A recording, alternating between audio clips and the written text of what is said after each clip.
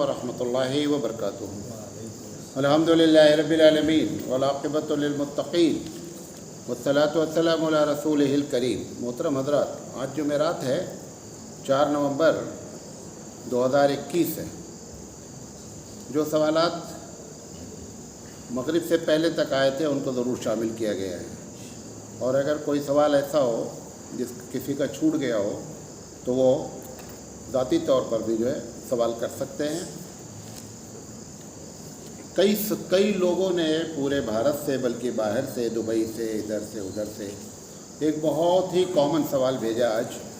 वो ये है कि दीपावली का मौसम है और गैर मुस्लिमीन लोग जो है वो मुबारकबाद देते हैं, तो क्या हम उनके मुबारकबाद का जवाब दे सकते हैं? एक सवाल यह है। दूसरा है कि अगर उन्होंने हमको नहीं विश किया है तो क्या हम उनको हैप्पी दिवाली बोल सकते हैं? तीसरा कि उन्होंने कुछ मिठाइयाँ भेजी हैं, कुछ गिफ्ट भेजे हैं, क्या उनका गिफ्ट लिया जा सकता है, इस्तेमाल किया जा सकता है या नहीं? ये सारी बातें, इन सब पर आज हम एक मुस्तकिल आपको पूरी बात बताना चाहते हैं। सबसे पहली बात समझ लीजिए कि इसमें जितने भी जवाब दिए गए हैं वो जवाब इज्तिहादी हैं। इज्तिहादी से मुराद क्या है कि कोई कुरान हदीस से नस साबित नहीं है कि साहब ये जायज़ है या नाजायज़ है। लिहाजा एक फितरी चीज़ है कि उम्मत 2 हिस्से में बटी हुई है। उलमा, कुछ उलमा का कहना है कि जायज़ है, कुछ उलमा का कहना है कि नाजायज़ है। जिन लोगों का कहना जायज़ है उनका कहना ये है कि गैर मुस्लिमीन के त्योहारों पर जिस अक़ीदे से वो आपको मुबारकबाद दे रहे हैं उस अक़ीदे से आप उनको मुबारकबाद का जवाब न दें। भाईचारगी के तौर पर, खैर सगाली के तौर पर, एक इंसानियत के नाते, ताकि हमारे से इनके ताल्लुकात अच्छे रहें, इस लिहाज से अगर जवाब दिया जाता है तो फिर जवाब देना जायज़ है। नंबर 1, जवाब नहीं बल्कि डायरेक्ट हम ही को उनको मुबारकबाद देना है, तो उस अक़ीदे से, जिस अक़ीदे की बुनियाद पर वो त्यौहार मनाया जा रहा है, वो अक़ीदा आपका ना हो तो भी आप उनको मुबारकबाद दे सकते हैं। तीसरी चीज़, अगर उन्होंने मिठाई भेजी है और मिठाई पैक है तो फिर ऐसी शक्ल में उसको खाया भी जा सकता है और वो मिठाई ली भी जा सकती है, जो लोग जायज़ कहते हैं। चौथी चीज़ ये है कि जिन लोगों ने हराम करार दिया है वो हकीकत में उसकी वजह ये है, गरचे वहाँ फतवे में लिखा नहीं है, लेकिन उससे मुराद ये लेते हैं कि जो अक़ीदे से गैर मुस्लिम ने अपने त्यौहार का अक़ीदा रखा है, वही अक़ीदा अगर मुसलमान रख करके उसको मुबारकबाद देता है तो फिर नाजायज़ है। मेरा अपना अंदाज़ा है कि ऐसा कोई मुसलमान नहीं होता है जो उस अक़ीदे के तहत, ये एक भाईचारगी की बात है, उसने मुबारकबाद दिया, हमने भी क्या कर दिया, उसको मुबारकबाद दे दिया। तो मेरी समझ से इसमें जिन लोगों ने जायज़ का फतवा दिया है इन कंडीशन के साथ, वो कंडीशन के तहत इसको जायज़ होना चाहिए, और इससे एक भाईचारगी भी होती है और हमारे ताल्लुकात भी अच्छे रहते हैं, और हम अपनी दावत का काम भी अगर करना चाहें तो कर सकते हैं। अगर हम इस तरीके से उनसे कटे कटे रहेंगे तो फिर इस्लाम की दावत देने का कोई मौका हमको मिलेगा ही नहीं। लिहाजा ये सब समझ करके किया जा सकता है। और अगर ये माना जाए कि ये एक इज्तिहादी मसला है तो जिसने भी सही बात कही होगी वो भी सही है, और जिसने गलत बात कही वो भी सही है, क्योंकि मुज्तहिद जो है वो क्या होता है, वो हर हाल में उसको सही है तो एक सवाब, जब 2 सवाब, अगर गलत है तो भी 1 सवाब। लिहाजा क्योंकि इज्तिहादी मसला है इसमें इतनी शिद्दत अख्तियार करनी नहीं चाहिए, लेकिन उनके अक़ीदे में शामिल होना, उनके पूजा में शामिल होना, उस पूजा के प्रसाद को खाना या वो चढ़ावे को खाना, ये तमाम शक्लें हराम हैं और नाजायज़ है। अब रहा जिन लोगों ने डायरेक्ट हर चीज़ में, एक साहब ने तो यहाँ तक फतवा दिया है कि निकाह टूट जाता है, बंदा काफिर हो जाता है, ये सब बातें गलत हैं, इसकी कोई हकीकत नहीं। पूछा गया क्रिकेट मैच जीत कर ग्राउंड में सजदा करना और नमाज़ पढ़ने का क्या हुक्म है? पूरी दुनिया की ज़मीन मुसलमान के लिए पाक है, अगर वो जगह पाक है तो शुक्राने के तौर पर सजदा भी किया जा सकता है और वक्त आने पर नमाज भी पढ़ी जा सकती है। पूछा गया अनजाने में अगर ایک جماعت میں نماز کی جماعت میں شامل ہوئے اور امام ایک ایسا شخص امامت کر رہا تھا جس کا عقیدے کی وجہ سے آپ کا دل ان کے پیچھے نماز پڑھنے کو نہیں چاہتا ہے. نماز پھر سے پڑھنی پڑے گی یا شامل. عقیدہ دیکھیں کہ وہ کون سا عقیدہ ہے جس کی بنیاد پر آپ کا دل نہیں چاہتا. اگر اس کا تعلق شرک سے ہے تو پھر ایسی شکل میں آپ کو اپنی نماز دہرا لینی چاہیے. اور عقیدے کا تعلق محض کچھ چیزوں سے ہے جو شرک نہیں ہے تو پھر ایسی شکل میں دہرانے کی ضرورت نہیں ہے. لیکن پھر بھی اگر آپ کا دل نہیں چاہ رہا ہے تو بہتر ہے کیا کر لیں, نماز دہرا لیں. پوچھا گیا ہے کہ مولانا صاحب ایک صاحب بہت اس بات پر زور دیتے ہیں کہ نماز لفظ استعمال نہیں کرنا چاہیے بلکہ صلاۃ لفظ استعمال کرنا چاہیے, اور اس پر وہ بہت برہم ہوتے ہیں. تو بات یہ ہے کہ اگر ان کی زبان اردو ہے تو اردو زبان والے اگر نماز استعمال کرتے تو اس میں کوئی بات نہیں ہے. تو پھر ایسے شخص کو پھر اگر ہم روزہ لفظ استعمال کریں تو بھی ناراض ہونا چاہیے کیونکہ روزہ عربی لفظ نہیں ہے. اور پھر تمام چیزیں پھر نماز ہی کیوں ہے. نماز میں جیسے عید الفطر ہے, ہم عید بولیں تو بھی ناجائز ہوگا, بقرعید بولیں گے تو بھی ناجائز ہوگی. ایسے پھر سینکڑوں چیزیں کیا ہوتی جائیں گی, مطلب ناجائز ہی ہوتی چلی جائیں گی. زیادہ اس کی کوئی حقیقت نہیں. پوچھا ہے صاحب نے کہ میری بچی اب نارمل ہے, اس کے ہونے سے کیا سمجھا جائے, یہ اللہ کی طرف سے سزا ہے یا اس کی طرف سے امتحان ہے. میں جن صاحب نے بھی سوال کیا ہے ان کو مشورہ یہ دیں گے کہ میری پوری ایک تقریر ہے کہ اللہ تعالیٰ اس دنیا میں اب نارمل سمجھتے ہیں کہ جس کی جو آدمی پیدا ہوتا ہے تو اس کی آنکھ صحیح ہو, اس کا دماغ صحیح ہو, اس کا ہاتھ صحیح ہو, وہ صحیح نہ ہو کر کے کچھ نہ کچھ اس میں سے کیا ہوتا ہے, دماغ ہی صحیح نہیں رہتا ہے, چل نہیں پاتا ہے, پوری زندگی لیٹا رہتا ہے. ایسے بچے پیدا ہو جاتے ہیں. تو ان کا کہنا یہ ہے کہ یہ آزمائش ہے, یہ سزا ہے. تو میں نے اس پہ پوری تقریر کی ہے کہ ایسے بچے کیوں پیدا ہوتے ہیں. تو اگر ان کو چاہیے تو مجھے دوبارہ کریں, میں انشاءاللہ وہ تقریر ان کو بھیج دوں گا. بہرحال یہ ضرور بتا دینا چاہتا ہوں کہ اس کو سزا نہیں سمجھنا چاہیے. یہ کوئی سزا نہیں ہے, اس کے پیچھے بہت اللہ تعالیٰ کے راز ہیں اور حکمتیں ہیں. مجھے گیا ہماری جوائنٹ فیملی میں میں اور ایک بھائی چاچی ہیں. میری شادی کے 10 سال ہو گئے ہیں. بیوی الگ گھر کی ڈیمانڈ کر رہی ہے. اگر میں ایسا کرتا ہوں تو میرے والد صاحب جو کہ ہارٹ کے مریض ہیں ان کو تکلیف ہوگی. میں ان کو تکلیف نہیں دینا چاہتا, اور بیوی کہہ رہی ہے کہ وہ مائکے چلی جائے گی. اب میں کیا کروں؟ بیوی کو سمجھانے کی کوشش کریں کہ وہ سب سے پہلی بات یہ ہے کہ وہ ایسا کرنا کیوں چاہتی ہے. اس مسئلے کو حل کر دیں, مسئلہ حل ہو جائے گا. بیوی سسرال میں کیوں نہیں رہنا چاہ رہی ہے, اس مسئلے کو تلاش کریں. اگر وہ غیر شرعی مسئلے کی بات کر رہی ہے تو بیوی کی بات قطعی نہ سنیں. آپ اپنی بات پر جمے رہیں, بھلے میں کہ چلی جائے گی. لیکن اگر وہ بات معقول کہہ رہی ہے اور شرعی کہہ رہی ہے تو آپ اس شرعی بات کو سنیں اور اس کے عذر کو کیا کر دیں, ختم کر دیں, اور بیوی فیملی کے ساتھ رہے گی. لیکن اس کے باوجود بھی بغیر کسی عذر کے بھی بیوی کو یہ اختیار ہے کہ میں آپ کے ساتھ اکیلے رہنا چاہتی ہوں, کوئی بھی میرے ساتھ آپ کے گھر کا آدمی نہ رہے. اگر یہ وہ ڈیمانڈ کرتی ہے تو شرعی لحاظ سے اس کو حق حاصل ہے. کہا گیا ہے کہ ایک بہت بڑے عالم دین کے پاس کال کرتا ہوں تو وعدہ کرتے ہیں کہ فلاں وقت کال کریے, پھر جب اس وقت پر کال کرتا ہوں تو وہ کال ریسیو نہیں کرتے ہیں. ایسے لوگوں کے بارے میں آپ کچھ بولیے اپنے پروگرام میں. وہ مولانا صاحب ہی کیا, وہ انجینئر صاحب بھی کر سکتے ہیں, مولانا ہی کو ٹارگٹ بنانے کی کیا ضرورت ہے. وہ پروفیسر صاحب بھی کر سکتے ہیں, بھائی سبھی لوگ کرتے ہیں. جو بھی کر رہا ہے غلط کر رہا ہے, وعدہ خلافی کا گناہ ملے گا. اسے مولانا صاحب کی قید لگانا کوئی ضروری نہیں ہے. یہ ایک الگ بات ہے کہ عالم کو زیادہ احتیاط کرنی چاہیے کیونکہ وہ قرآن حدیث پڑھتا ہے تو اس کو معلوم ہوتا ہے کہ اس کی وعید کیا ہے. لیکن یہ ہے کہ بہرحال جو بھی کر رہا ہے غلط کر رہا ہے. ایک صاحب نے کہا میں لکڑی کا کام کرتا ہوں اور بار بار میرے ہاتھ پر جو ہے وہ فیویکول لگ جاتا ہے اور کوئک فکس لگ کر جام ہو جاتی ہے اور میری پپڑی بن جاتی ہے, اور میں اس کو اگر چھڑاؤں تو وہ چمڑے کے ساتھ نکلتا ہے. تو ایسی شکل میں غسل اور وضو میرا ہوگا کہ نہیں. اگر یہ بات معلوم ہے کہ پانی اس جگہ پہ نہیں پہنچ رہا ہے تو ہر حال میں آپ کو اس کی ترکیب اختیار کرنی چاہیے کہ وہ جو پپڑی پڑ رہی ہے اس کو ہر حال میں نکالیں. اس کے بغیر نہ وضو ہوگا اور نہ غسل ہوگا. पूछा गया मौलाना साहब सोशल मीडिया पर लोग अस्सलाम वालेकुम कहने के बजाय एक स्टिकर है जो दबा देते हैं और अस्सलाम वालेकुम लिख कर चला जाता है, ऐसे लोगों को जवाब देना वाजिब है या नहीं? अगर उन्होंने स्टिकर दबाया और वहाँ पे और उसी वक्त ज़बान से भी कहा अस्सलाम वालेकुम, तो गोया कि उन्होंने सही काम कर दिया है। लिहाजा ऐसी शक्ल में बेहतर ये है कि जवाब दिया जाए, लेकिन चूँकि स्टिकर है अगर आप जवाब नहीं देंगे तो कोई गुनहगार भी नहीं होंगे।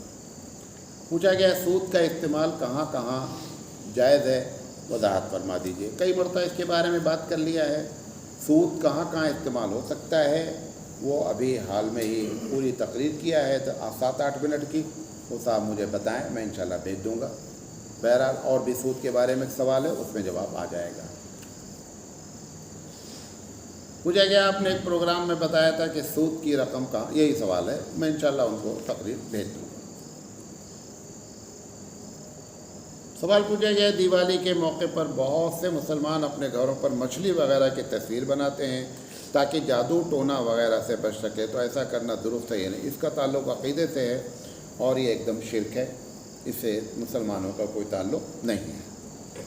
पूछा गया नया फ़ोन लेने पर 1 साल की गारंटी मिलती है और अगर 1000 रुपया और ज़्यादा दे दिया जाए तो गारंटी की मुद्दत बढ़ जाती है, तो ऐसा करना जायज़ है कि नहीं? जायज़ है, किया जा सकता है। पूछा है मेरे वालिद साहब तहज्जुद के बाद फ़जर की सुन्नत पढ़ते हैं, तो फ़जर की नमाज से पहले काफ़ी टाइम रहता है, जब वो मस्जिद जाते हैं तो तहियतुल मस्जिद वहाँ पढ़ सकते हैं या नहीं? देखें, इसमें अहनाफ का जो मसलक है और हदीस के मुताबिक है। हदीस में ये है कि जब सुबह सादिक हो जाती है तो फ़जर की नमाज के अलावा कोई नमाज नहीं है। लिहाजा अगर सुबह सादिक का वक्त शुरू मतलब तहज्जुद का वक्त ख़त्म हो गया तो आप 4 रकात नमाज पढ़ी जा सकती है, 2 सुन्नत और 2 फ़र्ज़ फ़जर की। इसके अलावा कोई भी नफिल वगैरह नमाज नहीं पढ़ी जा सकती है। इमाम शाफ़ी रहमतुल्लाह अलैह के नज़दीक अगर आपने सुन्नत पढ़ लिया घर पे और घर पे पढ़ने के बाद आप मस्जिद जा रहे हैं तो वहाँ पर आप तहियतुल मस्जिद पढ़ना चाहें तो पढ़ सकते हैं, लेकिन अहनाफ की दलील बहुत मजबूत है क्योंकि सराहतन हदीस मौजूद है कि नमाज कोई नमाज नहीं है सिवाय वही 4 रकात के। 4 रकात का लफ्ज़ नहीं है, फ़जर का लफ्ज़ है। पूछा गया है कि मस्जिद के इमाम को मुकामी लोग रोज़ाना अपने घर से खाना लाते हैं और हर टाइम पे टिफ़िन आता है। कुछ घर ऐसे हैं कि जिनकी कमाई पे इमाम साहब को शक है, तो क्या ऐसे घर का खाना लेना जायज़ है या नाजायज़? ये बहुत प्रैक्टिकली सवाल किया गया है। इमाम साहब के लिए जो खाना आ रहा है घरों से, अगर उनको ये मालूम हो जाए कि क्योंकि वो इमाम हैं और गांव में रहते हैं तो उनको पता होगा सब कि कौन कितने पानी में है, किसके यहाँ जायज़ है, हलाल।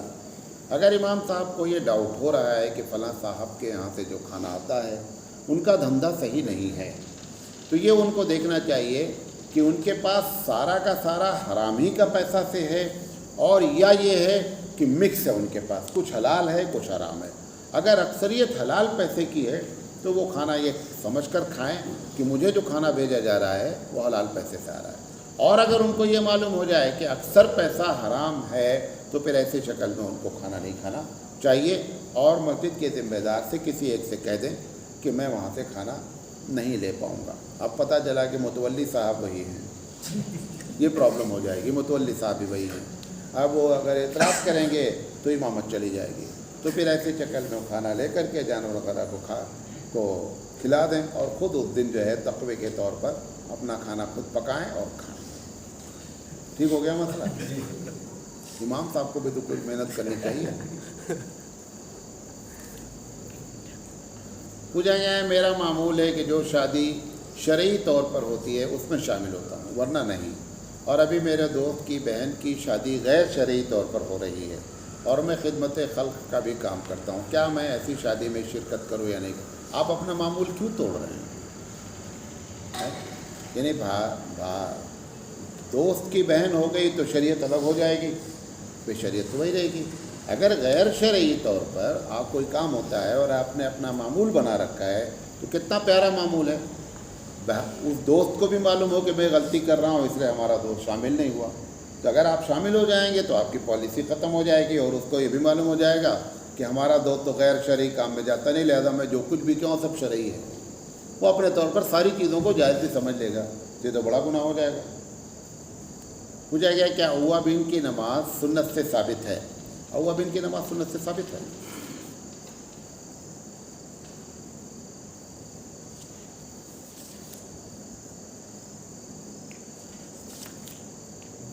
پوچھا گیا ہمیں کوئی اولاد نہیں ہے، میرے پاس مال بہت ہے، ہمیں آپ کی طرف سے کیا مشورہ ہے؟ جس کو بھی اولاد نہیں ہے یہ سب اللہ کی طرف سے ہے۔ اللہ تعالیٰ قرآن مجید میں کہتا ہے کسی کو ہم لڑکا دیتے ہیں، کسی کو لڑکا اور لڑکی دونوں دیتے ہیں، اور کسی کو ہم کیا کرتے ہیں، کچھ نہیں دیتے۔ یہ سب اللہ تعالیٰ۔ حضرت عائشہ صدیقہ رضی اللہ تعالیٰ عنہ کو اولاد نہیں ہے، نبی کریم صلی اللہ علیہ وسلم کی اکثر و بیشتر بیویوں کو سے اولاد نہیں پیدا ہوئی ہے، لہذا جو لوگوں کو اولاد نہیں ہے وہ اس طریقے سے اپنے آپ کو نہ یہ سمجھیں کہ میں بدقسمت ہوں، نہ یہ سمجھیں کہ کوئی عذاب ہے خدا نہ خواستہ۔ یہ اللہ تعالیٰ کی ایک سوچ پلاننگ ہے، وہ کسی کو دیتا ہے کسی کو نہیں دیتا ہے، وہ ایک الگ مسئلہ ہے۔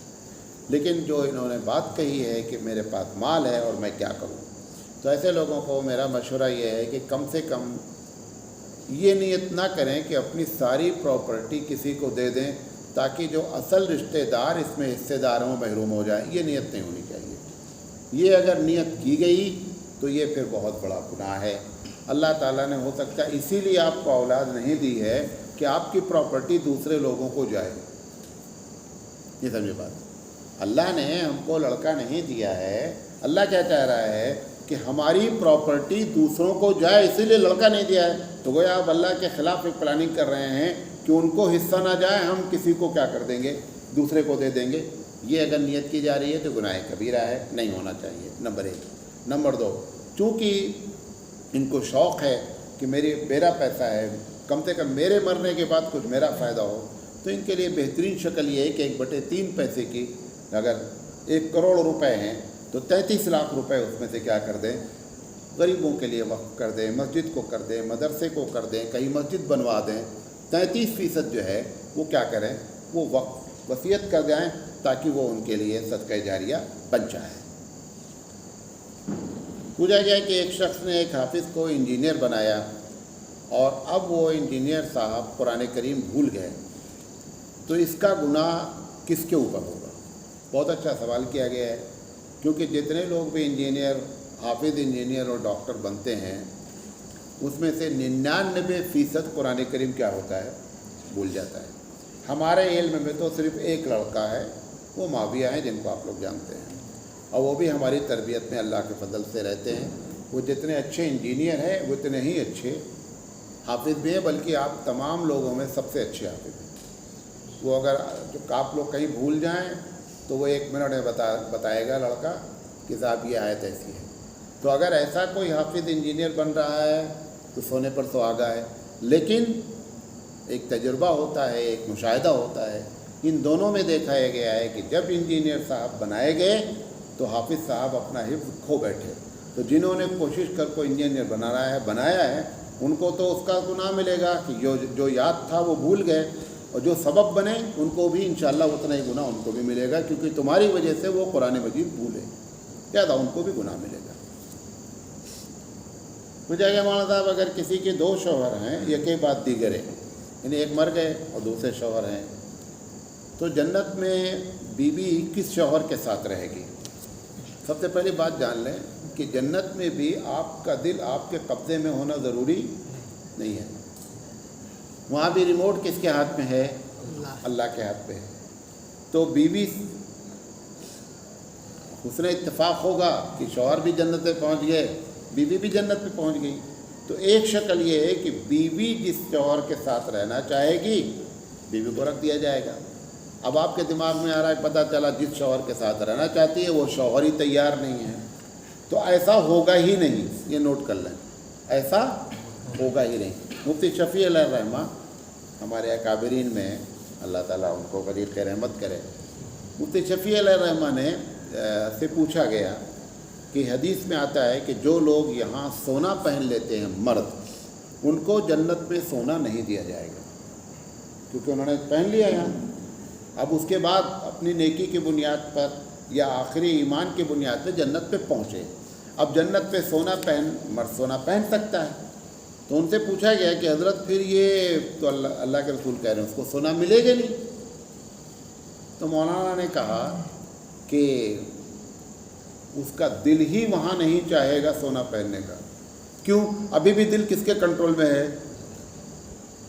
قرآن نے کہا وَلَكُمْ فِيهَا مَا تَشْتَهِي أَنفُسُكُمْ، کہ جو تمہارا دل چاہے گا وہ ملے گا، اس کا دل ہی نہیں چاہے گا تو کوئی مسئلہ نہیں رہ گیا، سمجھے نہیں؟ تو یہ جو محترمہ ہیں یہ جس شوہر کے ساتھ چاہیں گی اس کے ساتھ ہو جائے گی۔ اب دوسرا سوال یہ ہے کہ وہ شوہر نہ چاہے تو شوہر ایسا ہوگا ہی نہیں۔ اگر نہ چاہنے والا ہوگا تو پتہ چلا یہاں اکٹھا ہی نہیں ہوں گے، وہ الگ ڈپارٹمنٹ میں ہوں گے یا الگ ڈپارٹمنٹ میں ہوں گے، ایسا بھی ہو سکتا ہے۔ لہذا دونوں کی چاہت اکٹھا کر دے گا پروردگار عالم۔ اچھا، اب آپ سوال یہ کہ دونوں شوہر اگر چاہیں ایک بیوی کے ساتھ رہنا تو وہ بھی پھر بھی دونوں شوہر بھی ایک ساتھ نہیں چاہیں، کیونکہ چاہت ابھی کس کے ریموٹ میں ہے؟ اللہ کے ریموٹ پہ ہے۔ لہذا ایسا ہوگا نہیں، آپ اس کے لیے زیادہ چنتا نہیں کریں، انشاءاللہ معاملہ صحیح رہے گا۔ پوچھا گیا ہے کہ عورت میکے میں قصر کرے گی یا پوری نماز پڑھے گی؟ یہ مسئلے میں اختلاف ہے، جو زیادہ تر لوگوں کی رائے یہ ہے، سمجھے سوال کہ نہیں؟ عورت کی شادی ہو گئی، اب اپنے امی کے گھر جاتی ہے جس کو میکہ کہتے ہیں، تو وہاں اتنی دور ہے جہاں سے وہ جا رہی ہے اپنے سسرال سے 48 میل سے زیادہ ہے، تو وہاں وہ جا رہی ہے 5 دن کے لیے، 6 دن کے لیے۔ اگر 15 دن سے کم کے لیے جا رہی ہے تو پوری نماز پڑھے گی یا قصر کرے گی؟ تو پھر ایسی شکل میں وہ قصر کرے گی، پوری نماز پڑھے گی نہیں۔ اگر اس کا شوہر سسرال میں کمپلیٹ سیٹ ہو چکا ہے، یعنی اب وہ باقاعدہ اپنے سسرال میں رہنے لگی ہے، اس کے سب کچھ ہے، تو میکے جب جائے گی تو قصر کرے گی۔ کچھ لوگوں کی رائے یہ ہے کہ جو ہے وہ وہاں پوری پڑے گی، لیکن مختبی قول زیادہ تر اسی پر ہے۔ ایک صاحب نے پوچھا ہے کہ زیر ناف بال کہاں سے شروع ہوتے ہیں اور کہاں سے کاٹے جاتے ہیں؟ دیکھیں، جو پیٹ ہوتا ہے، پیٹ ایک جگہ آ کر کے ختم ہوتا ہے جو نرم ہوتا ہے، اس کے بعد ایک ہڈی شروع ہوتی ہے جو پیڑو کہلاتا ہے۔ ہڈی جہاں سے شروع ہے وہاں سے زیر ناف کا بال کاٹنا ہے، اور وہی زیر ناف کہلاتا ہے۔ پوچھا گیا ہے اگر غریب لڑکی کی شادی میں اعانت کی اپیل ہو اور معلوم ہو کہ سب خرافات اور رسومات میں خرچ ہوں گے پیسے، تو ایسی جگہ پر مدد کرنا کیسا ہے؟ قطعی نہیں کرنا چاہیے۔ اپنے پیسے کو آپ کو معلوم ہو جائے کہ یہ کہنے کے لیے غریب ہے، لیکن پیسہ کیوں خرچہ کرنا ہے؟ پیسہ اس لیے خرچہ کرنا ہے کہ منگنی کرنا ہے، پیسہ ان کے اس لیے خرچہ کرنا ہے کہ داماد کو سلام کرائی دینا ہے، مختلف قسم کی شرعی جو باتیں ہیں اس کے خلاف کام کرنا ہے، ایسی جگہ پر اپنے پیسے کو آپ برباد نہیں کریں۔ پوچھا گیا مولانا صاحب یہ دعائیں انس کیا چیز ہوتی ہے اور اس کے بارے میں ذرا تفصیل سے بتائیے، اور کیا یہ دعا سیاستہ کی کسی کتاب میں نقل ہے یا نہیں نقل ہے؟ دعا سنا ہے دعائے انس؟ نہیں سنا ہے، آپ سن لیجیے۔ یہ ایک بہت مشہور دعا ہے، حضرت انس رضی اللہ تعالیٰ عنہ کے بارے میں مشہور ہے کہ حجاج بن یوسف کے دربار میں کچھ ان سے سوال کیا گیا، اس پر انہوں نے جواب دیا اور حجاج بن یوسف کو بہت برا لگا۔ حجاج بن یوسف نے کہا کہ تم نے ایسی باتیں کہی ہیں، لیکن تم رسول اکرم کے ساتھ اتنا رہے ہو، اس کی وجہ سے ہم تمہاری گردن مارنے سے روک دیتے ہیں، ورنہ ہم تمہاری گردن مار دیتے ہیں۔ حضرت انس رضی اللہ تعالیٰ عنہ نے کہا کہ حجاج تو اگر مجھے مارنا بھی چاہے تو نہیں مار سکتا، کیونکہ نبی کریم صلی اللہ علیہ وسلم نے مجھے ایک دعا سکھلائی ہے، وہ دعا میں روز پڑھتا ہوں، لہذا تو کچھ بھی کرنا چاہے تو میرا کچھ کر نہیں سکتا۔ اس دعا کو دعائے انس کہتے ہیں، اس دعا کو دعائے انس کہتے ہیں۔ اب یہ کتنی صحیح ہے اس کے بارے میں یہ ہے کہ جتنی بھی روایتیں ہیں سب ضعیف ہیں۔ نمبر 1، ہمارے علماء دیوبند خاص کر پڑھنے کی اجازت دیتے ہیں، کیونکہ اس کے الفاظ میں کوئی شرکیہ لفظ نہیں ہے۔ ٹھیک ہے، ایک دعا ہے، زیادہ سے زیادہ یہ کہا جا سکتا ہے کہ حضرت انس کی طرف منسوب ہے، وہ غلط ہے، حالانکہ بہت سے طریقوں سے آئی ہوئی ہے، لہذا اگر کوئی پڑھنا چاہے تو پڑھ سکتا ہے، لیکن چونکہ ایسی دعاؤں کی تبلیغ نہیں کرنی چاہیے، اسی لیے میں وہ دعا پڑھ نہیں رہا ہوں۔ پڑھا بھی میں نے دعا سے ہم نے نہیں پڑھا، کیونکہ پڑھیں گے تو تبلیغ ہوگی، वैसे भी इतना बोलने पर भी अब आपकी तमन्ना है कि वो दुआ जानी जाए, खैर हो रही तमन्ना कि नहीं, तो ये चक्कर हो जाता है। तो बहरहाल दूसरा सवाल उन्होंने पूछा है कि क्या ये दुआए अनस जो है ये सियासत्ता में किस किताब में ये दुआ नकल है? सियासत्ता की किसी किताब, किसी हदीस की किताब में ये दुआ नकल नहीं है। पूछा गया क्या मस्जिद के पुराने सामान बेच सकते हैं?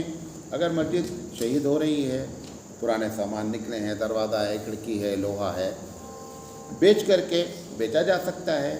जब बेचा जा सकता है तो ख़रीदा भी जा सकता है। बाद लोग मस्जिद का सामान मारे डर के ख़रीदते ही नहीं। हालांकि अगर कानूनी शक्ल में बेचा जा रहा है, मस्जिद के ज़िम्मेदार बेच रहे हैं और वो पैसा मस्जिद में ही लगना है, तो फिर बेचना और ख़रीदना दोनों क्या है, जायज़ है, और उस पैसे को मस्जिद में लगा देना चाहिए जिस मस्जिद से सामान निकला है। पूछा गया है कि क्या इंटरेस्ट की रकम से इनकम टैक्स और जीएसटी का टैक्स भरा जा सकता है कि नहीं? अभी जो हमारे पास लेटेस्ट फतवा आया है दारुल उलूम देवबंद से जो आया है फतवा, उसमें ये है कि सूद की रकम से इनकम टैक्स बारे में पहले भी था, अब जीएसटी नया टैक्स है, लिहाजा जीएसटी भी भरा जा सकता है और इनकम टैक्स भी सूद की रकम से भर सकते हैं। पूछा गया है नमाज फ़र्ज़ के बाद लंबी दुआ मांगना कैसा है? नमाज फ़र्ज़ के बाद दो कैफियत है, गौर से सुन लें, जिस पर हमारे यहाँ फतवा है। जिन नमाज़ों के बाद, फ़र्ज़ नमाज के बाद सुन्नत नमाज़ें हैं, उसमें इमाम को चाहिए, मुक्तदी को भी चाहिए कि दुआएं मुख्तसर मांगी जाएं।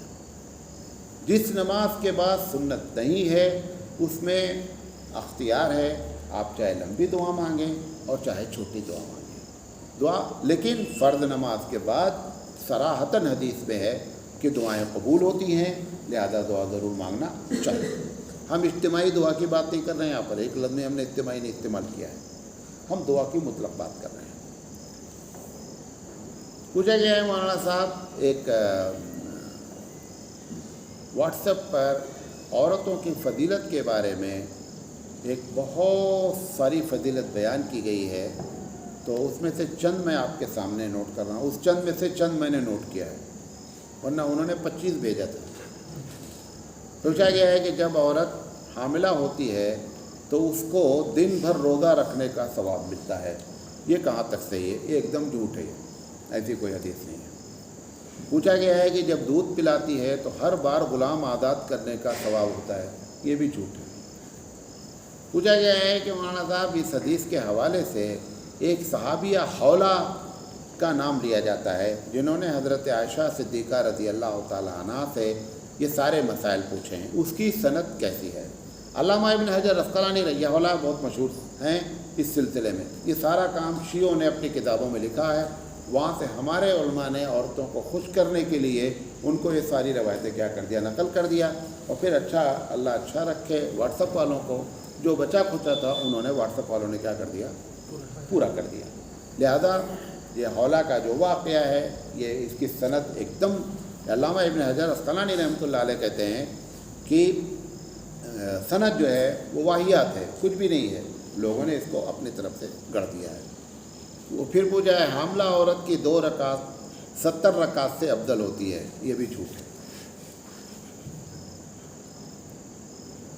पूछा गया है कि जब मौलाना साहब एक आदमी ने बहन को हिस्सा दिया, बाद में हिस्सा नहीं दिया, बाद में बच्चे मामू से कहते हैं कि हमारी अम्मी का हिस्सा दो, तो क्या बच्चों का मामू से विरासत तलब करना सही है या नहीं? एकदम सही है। मैंने अपनी बहन को हिस्सा नहीं दिया, ठीक, अब मेरी बहन का इंतकाल हो गया, उसके बच्चे हैं, वो कहते हैं कि मामू जान आप बड़ी तकरीरें करते हैं, हमारी अम्मी का हिस्सा आपने मारा है, तकरीर करें या ना करें तो बता दिया। फिर बाद लोग सोचेंगे हम तकरीर नहीं करते लिहाजा खा सकते, समझे नहीं बात?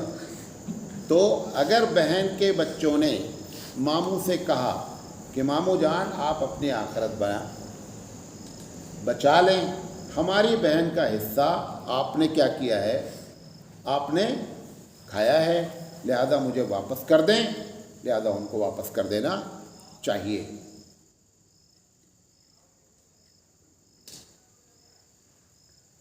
یہ والی لائٹ جو وہ ہے کیوں نہیں جلی؟ آ گئی، ہاں چلے چلے بس ہو گیا، آ جاؤ، ابھی اور کرو گے سب برباد کرو گے۔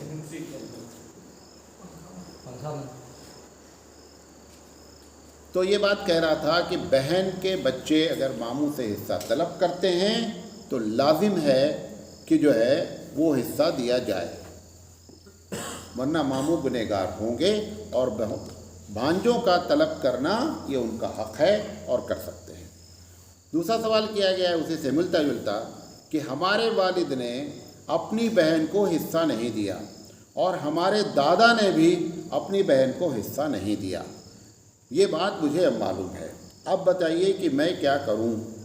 جب آپ کو معلوم ہے کہ ابا نے یعنی پھوپھی کو، ہماری پھوپھی کو حصہ نہیں دیا، اور دادا نے جو ہے وہ اپنی بہن یعنی ہمارے باپ کی پھوپھی کو حصہ نہیں دیا، یہ دونوں باتیں اگر آپ کو معلوم ہیں تو آپ اگر اس میں حصہ نہیں نکالتے ہیں تو جیسے وہ دونوں گنہگار ہیں آپ بھی گنہگار ہیں، کیونکہ اگر یہ معلوم ہو جائے کہ چوری کا مال ہمارے گھر میں رکھا ہوا ہے، پولیس والے آئیں، آپ بولیں ہمارے ابا نے چوری کیا، ہم سے کوئی مطلب نہیں ہے، ابا مر گئے لیکن یہ لائے ہیں چوری کا مال ہے، یہ مجھے معلوم ہے، پولیس چھوڑ دے گی آپ کو؟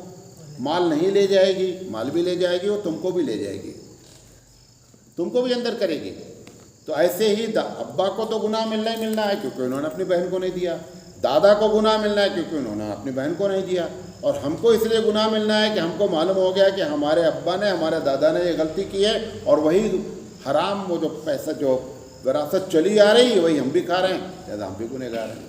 میں ایک چھوٹا سا آدمی ہوں، ہمارا جہاں ددیال ہے، دادا کی جو پراپرٹی ہے، ہمارے والد نے تو اپنی بہن کو حصہ دیا، مجھے معلوم ہے، ہمارے دادا نے اپنی بہن کو حصہ نہیں دیا، یہ بھی معلوم ہے۔ میں نے کہہ دیا کہ میں اپنے دادا کی کسی پراپرٹی میں جو والد کے نام آئی ہے میں کوئی پراپرٹی نہیں لوں گا، گرچہ تھوڑی پراپرٹی ہے لیکن میں نے ساری پراپرٹی سے دستبرداری اختیار کر لی، جس کا دل چاہے بازو والے لے لیں، آپ لوگ لے لیں، جس کا دل چاہے لے لیں، لیکن مجھے وہ پراپرٹی نہیں چاہیے، کیونکہ مجھے یقین ہے کہ دادا نے اپنی بہن کو حصہ نہیں دیا۔ اب دادا کی بہن کو حصہ دینا اگر ہے تو ایک بڑا مسئلہ یہ بتا دیا کہ بھائی لوگ دینا چاہے دے دیں، اور اگر نہیں تو میرا والا ہی دے دیں، لیکن مجھے نہیں چاہیے۔ بہرحال یہ بڑا مسئلہ ہے۔ پوچھا گیا ایک شخص کا انتقال ہوا ہے، اس کی ایک بیٹی ہے اور 4 بھتیجے ہیں، وراثت کس طرح تقسیم ہوگی؟ بیٹی ہے ایک ہے تو اس کو آدھا مل جائے گا، 100 روپے اگر چھوڑے ہیں تو 50 روپے بیٹی کا ہو گیا، 50 روپے جو بچا وہ چاروں بھتیجے کیا کریں گے؟ برابر برابر بانٹ لیں گے۔ یہ مطلب نہیں ہے کہ بھتیجوں کو حصہ نہیں جائے گا، بھتیجوں کو حصہ ہر حال میں جائے گا، کیونکہ وہ شرعی اصطلاح میں اسبا کہلاتے ہیں۔ پوچھا گیا کسی عامل کا یہ کہنا کہ گھر بندھا ہے اور رحم بندھا ہے، جبکہ اس کو اس معاملے میں کوئی معلومات نہیں ہے، محض وہ سامنے والے کو روب میں ڈالنے کے لیے جھوٹ بولتا ہے، اور تو ایسی شکل میں اس کا یہ کہنا کیسا ہے؟ پھر نیچے لکھا ہے کہ میں خود ہی عامل ہوں۔ کیا لکھا ہے؟ یعنی بتا رہا ہے کہ میں بولتا ہوں ایسا، جا کر کے کسی کا گھر دیکھا گھر بندھا ہے، کسی کے بچے نہیں ہو رہے ہیں، بچے رحم بندھے ہیں، لیکن اسے یہ نہیں معلوم ہے میں کیوں بول رہا ہوں، اسے معلوم ہے یہ بولیں گے تو ہماری دکان کیا ہوگی؟ چلے گی۔ اب دیکھیے اس میں 2 گناہ ہے، ایک گناہ جھوٹ بولنے کا ہے کیونکہ آپ کو معلوم ہی نہیں بندھا ہے کہ کھلا ہے، اور بندہ خود جو بول رہا ہے اس کو بھی نہیں معلوم ہم بندھے ہیں کہ کھلے ہیں، یہ بھی نہیں معلوم ہے، تو ایک گناہ تو جھوٹ بولنے کا ہو گیا۔ دوسرا، ایک آدمی کو آپ نے تکلیف پہنچائی، اب وہ بیچارہ پریشان ہو گیا، گھر بندھا ہے، اب اسے ناچا پھر رہا ہے، اس کو جتنی پرابلم جتنی پریشانی ہوئی ان سب میں آپ بھی برابر کے کیا ہیں؟ شریک ہیں، آپ کو یہ دوسرا گناہ ملے گا۔ پوچھا گیا زمین کی پیداوار پر جو عشر ہے اس میں خرچہ پانی نکالنے کے بعد عشر دیا جائے گا یا پوری پیداوار پر؟ یہ سوال کسان کا ہے کہ ایک آدمی کے کھیت پہ 100 کلو پیدا ہوا، حناف کا مسلک یہ ہے کہ اگر 100 کلو پیدا ہوا ہے اور بارش سے پیدا ہوا ہے، پانی تم نے خریدا نہیں ہے، تو پھر ایسی شکل میں 100 کلو میں 10 کلو آپ کو زکوٰۃ اس کی نکالنی پڑے گی، جس کو عشر کہتے ہیں۔ وہ صاحب کہہ رہے ہیں کہ 100 کلو کو پیدا کرنے میں جو خرچہ پانی لگا ہے وہ تقریباً 30-35 کلو یا کبھی کبھی اور زیادہ تو اس کو خرچہ کرنے کے بعد جو بچے گا اس میں عشر دیں گے یا ٹوٹل پر عشر دیں گے؟ لیکن امام شافعی رحمۃ اللہ علیہ کا کہنا یہ ہے کہ ہر پیداوار پر عشر نہیں ہوتا ہے، اور انہوں نے بخاری کی روایت نقل کیا ہے کہ جب تک 5 وسق غلہ نہیں ہوتا ہے تب تک اس کے اوپر عشر نہیں ہوتا ہے۔ بہرحال یہ حناف کا جو مسلک تھا وہ بھی بتا دیا، امام شافعی کا جو مسلک تھا وہ بھی بتا دیا۔ پوچھا گیا میت کو کس قبرستان میں دفن کرنا افضل ہے، خاندانی قبرستان میں یا عام قبرستان میں؟ جہاں پر زیادہ سہولت ہو، جہاں پر زیادہ لوگ ایصال ثواب اور استغفار کرنے آتے ہوں، اس خاندان میں دفن کرے تو زیادہ بہتر ہے۔ دلیل دے رہا ہوں، حضرت عمر رضی اللہ تعالیٰ عنہ نے تمنا کی کہ مجھے دفن کیا جائے اس جگہ پر جہاں ابو بکر اور نبی کریم صلی اللہ علیہ وسلم کی قبر اطہار ہے۔ وجہ کیا تھی کہ یہ پوری قیامت تک یہاں لوگ آئیں گے اور سلام بھیجیں گے اور دعائیں کریں گے، لہذا اس میں ہم بھی شریک ہو جائیں، ایک وجہ یہ ہے۔ دوسری وجہ یہ ہے کہ اللہ کے رسول صلی اللہ علیہ وسلم کی جو ہے وہ قربت رہے گی، ابو بکر ہمارے دوست ہیں، ان کی قربت رہے گی، لہذا اس وجہ سے بھی جو ہے وہ انہوں نے وہاں دفن ہونے کی تمنا ظاہر کی اور اللہ تعالیٰ نے ان کی تمنا کو پورا کیا۔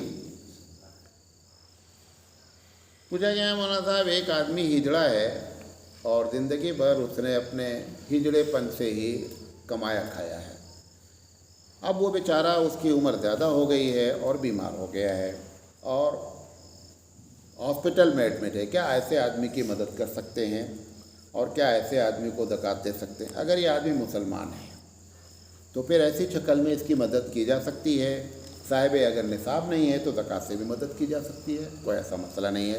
اس کا جو فعل ہے اللہ تعالیٰ اس کو معاف کرے، اسے توبہ کرنے کی اس کو تلقین کریں، لیکن اس وجہ سے کہ اس کا ماضی خراب گزرا ہے لہذا آج پریشان ہے تو ہم جو ہے وہ مزید لا کر کے اس پہ پتھر ڈالیں گے، ایسا نہیں ہونا چاہیے، مدد کرنی چاہیے۔ پوچھا گیا کہ انبیاء اپنی قبروں میں زندہ ہیں، جب ہم درود پڑھتے ہیں تو نبی ڈائریکٹ سنتے ہیں یا اللہ تعالیٰ ان تک پہنچاتا ہے؟ انبیاء کے بارے میں صحیح حدیث ہے کہ انبیاء اپنی قبروں میں زندہ ہیں، لیکن زندگی کی کیفیت ہمیں معلوم نہیں ہے۔ قرآن مجید شہداء کے بارے میں کہتا ہے کہ وَلَا تَقُولُوا لِمَن يُقْتَلُ فِي سَبِيلِ اللَّهِ أَمْوَاتٌ بَلْ أَحْيَاءٌ وَلَٰكِن لَّا تَشْعُرُونَ، وہ زندہ ہے لیکن تم کو زندگی کا شعور نہیں ہے۔ جس طریقے سے وہ ہے ایسے ہم کو انبیاء کے بارے میں بھی یہی ہے کہ اللہ ہی بہتر جانتا ہے۔ اب دوسری بات جو پوچھی ہے کہ کیا درود اگر ہم پڑھتے ہیں تو وہ ڈائریکٹ سنتے ہیں یا اللہ تعالیٰ ان کو سناتا ہے؟ اس پر صراحتاً صحیح حدیث موجود ہے۔ اللہ کے رسول صلی اللہ علیہ وسلم نے فرمایا کہ جب درود نبی کریم صلی اللہ علیہ وسلم پر دنیا کے کسی کونے سے بھیجا جاتا ہے تو اللہ تعالیٰ فرشتوں کو متعین کر رکھا ہے جو اربوں خربوں کی تعداد میں ہیں، وہ نبی کریم صلی اللہ علیہ وسلم کو درود لے جا کر کے پہنچاتے ہیں۔ تو پتہ چلا جب دور سے درود بھیجا جاتا ہے تو نبی نہیں سنتے ہیں۔ پھر آپ نے فرمایا کہ جو میری قبر پہ آ کر کے درود پڑھتے ہیں وہ میں سنتا ہوں۔ سننے سے مراد یہ ہے کہ اللہ تعالیٰ ان کو سناتا ہے۔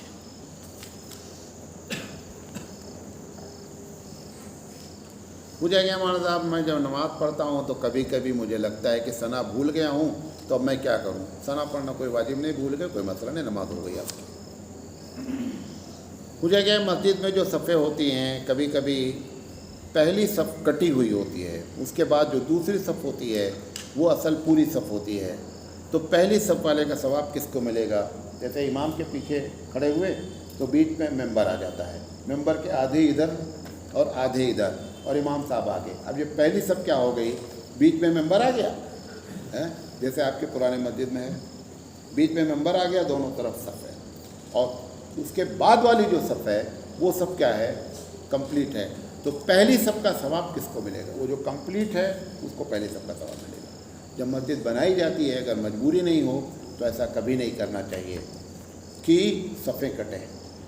یہ جو ممبر کو آگے کر دیا جاتا ہے، ممبر کے دائیں بائیں سب بنا دی جاتی ہے، یہ اسلامی طریقہ نہیں ہے، اور بلکہ منادی ہے کہ صفوں کو اس طریقے سے نہیں کاٹنا چاہیے۔ منادی اس معنی میں ہے کہ صف جب ٹوٹ جاتی ہے نا تو بہت سے لوگوں کے نزدیک، علماء کے نزدیک نماز مقبول ہو جاتی ہے۔ پوچھا گیا مولانا صاحب کہ آپ نے اپنی تقریر میں کہا کہ نبی کریم صلی اللہ علیہ وسلم اپنی بیویوں کو جو سالانہ خرچہ دیتے تھے وہ بہت بڑی رقم ہوتی تھی. تقریباً ہم نے بتایا آپ کو کہ 80 وسق کھجور اور 20 وسق جو، ان کی ویلیو اگر نکالی جائے گی تو تقریباً 2.25 لاکھ روپیہ مہینہ ہو. ان کا سوال یہ ہے کہ یہ پہلے دن سے حضور دیتے تھے یا پوری زندگی بھر دیتے رہے یا آخری وقت پہ دیا. دیکھیں نبی کریم صلی اللہ علیہ وسلم اپنی بیویوں کو، جو پہلی بیوی آئیں، دوسری آئیں، تیسری آئیں، چوتھی سے لے کر کے آخری تک جتنی بیویاں آئی ہیں وہ آخر کے 6 یا 7 سال میں آئی ہیں. اس کو نوٹ کر لیں. پہلی بات، جب بھی نبی کریم صلی اللہ علیہ وسلم کی جو بھی بیوی آئی ان کو آپ پاکٹ منی دیتے تھے. لیکن جو میں نے بتایا ہے یہ آخری کے 3 سال جب خیبر فتح ہوا اس کے بعد یہ اتنی بڑی رقم جو ہے مہینہ دی گئی ہے. اس کا یہ مطلب نہیں کہ مدینہ میں پہلے سال سے ہی وہ اتنی رقم دی جا رہی تھی، یہ بات نہیں ہے. یہ میں نے بیان بھی نہیں کیا ہے. واخر دعوانا ان الحمد للہ رب العالمین.